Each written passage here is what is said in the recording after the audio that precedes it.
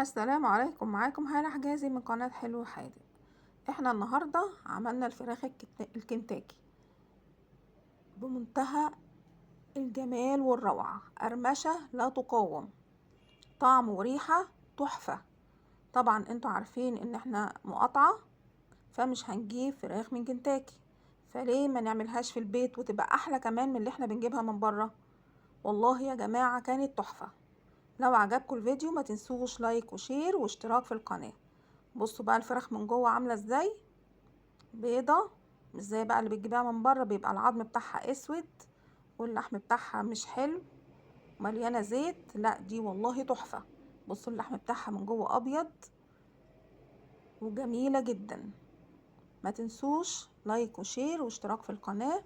الفيديو دون هيوفر عليكي كتير قوي، مبالغ كبيرة جدا هتدفعيها بره. احنا